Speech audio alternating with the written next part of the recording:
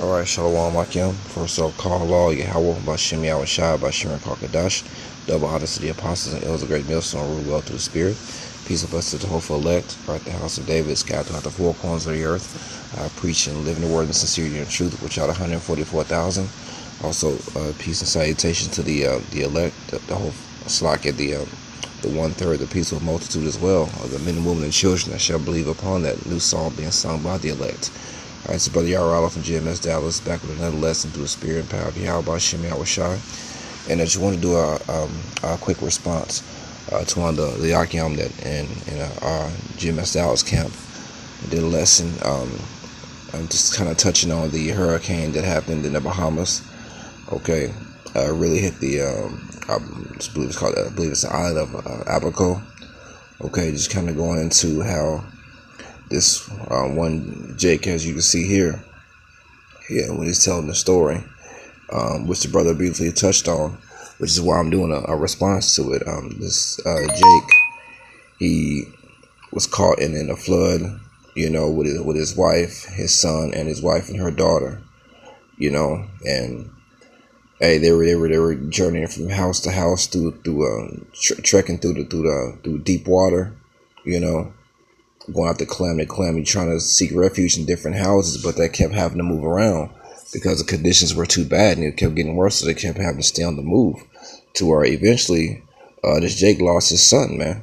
He said that there were sharks in the water, so all type of calamities and things were going on, and it ended up in a result of him sitting his son on one of the rooftops.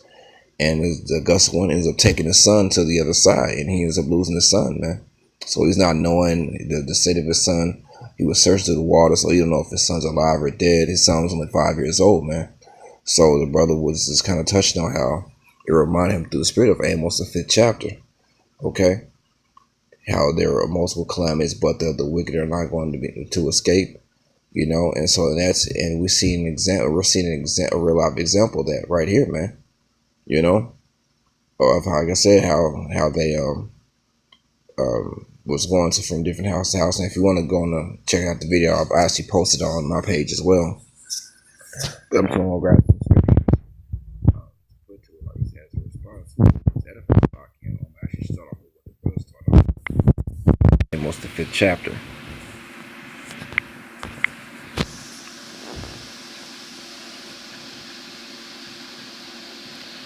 All right, because hey, man, we're starting to see judgment is starting upon the house of Israel, man. Okay, the Most High is starting to judge his people. Okay, Eve, the so-called black woman, along with the other Israelite tribes, women, have been judged tremendously this year, man. It's really going down, especially upon a so-called black woman. For why? Because of her pride, man. Because of how Esau has allowed our women to carry themselves in the system. They've latched and taken a hold to the philosophies of our enemy, the so-called white man, which is all according to curses, but nonetheless, hey, it was prophesied, man. But also the judgment and the calamities were also prophesied upon our women as well, according to Micah the 7th chapter, Isaiah the 32nd chapter, Isaiah the 3rd chapter. So all those curses and things and the judgments are starting to happen upon our people, And this was an example, but also as the brother mentioned, which I'll touch on as well, the Yakim, that the camp that's in that region, okay, they were protected, man. So they were sending different videos of what was going on, saying there was about 300 to 400 people dead. It got hit real hard out there, man. The Most High ran through that place, man, because that was the Heavenly Father that did that, man. The Most High controls everything upon our planet Earth. When there's storms and calamities, there's tornadoes and things of that nature, the Most High does that, man. The Most High is in complete control of that. So let's get that real quick.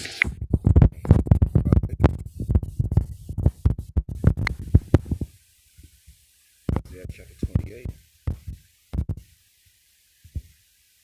verse 2. Behold, the Lord hath a mighty and strong one, which as a tempest of hail and a destroying storm, as a flood of mighty waters overflowing, shall cast down to the earth with their hand. So, hey, that's the Most High did that, man, and that was a mighty strong one, man. They said that was the strongest hurricane on record. Hurricane Dorian. So it was a mighty strong one, man, and it was a destroying storm, man. There were buildings collapsed. And then the brothers sending videos in our chat of bodies halfway under rubble, dead bodies, bodies face down, in water. You know, buildings tore down, cars moved, displaced, upside down, tore out. Man, it was complete destruction, man. It was a destroying storm that the Yahweh Shem Shai sent through the Bahamas, man, as a flood of mighty waters overflowing. And that's what it was, man. There were people up there going through the floods. They were chest and neck deep, going trekking through the floods, man, down the streets. Which is why this Jake that on that video had to keep moving, man. That's why they were going from house to house. Shall cast down to the earth with the hand. So they have, like I said, they have the fathers to control that. But that was the example of what's gonna continue to happen, what's gonna ramp up, what's gonna increase the time of Jacob's trouble, to where things are gonna start happening, to where the men that are sighing and crying, that are confessing and preaching the doctrine, the true doctrine of Yahweh Shem Shai, the Lord's chosen men, or the hopeful elect, we're going to be right in the midst of that, man. All the way up to the nuclear destruction, to where the scripture said the righteous are going to be scarcely saved, but hey, they're going to be scarcely be saved out of that, man. Well, ruling is the men that myself and the brothers that are with me and the men that I see pushing the word consistently, persistently, and truth. The men are going to be protected in that time. So things are going to be happening, man. Martial law. Maybe a tornado, an earthquake, depending on what region of the U.S. the brothers in. You got brothers in California where earthquakes have been going crazy, You have brothers in the Midwest and in Texas, to where that's kind of like, especially Oklahoma, that's around that area, in Missouri. You have a lot of tornadoes here in Texas. That's kind of tornado alley, man. So things are gonna continue to increase and happen. Brothers on the eastern seaboard, to where hurricanes can hit that region as well. But the Heavenly Father we saw an example of that the Heavenly Father is going to protect His men in that day. Okay. So let's get a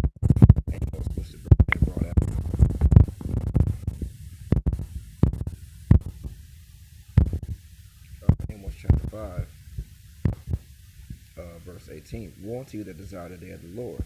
To what end is it for you? And a lot of the people call themselves believing in the Lord in that region, man. Talking about believing in Jesus. Believing in so-called Christianity. And the same thing is going to happen here. The day of the Lord is darkness and not light. But our people don't understand what the day of the Lord is all about, man. People have this perception of how the Lord going to come back and give daps and hugs, man. The Lord, who the world ignorantly calls Jesus, and His name is Yahweh Shai in the Hebrew. Okay, He's coming back to take vengeance upon the wicked, man. And He's coming back to enslave the nations and reward His hopeful elect, but everyone else is going to be on His bad side, man. He can't wait to get back to get vengeance. Okay, on the wicked of this earth, man.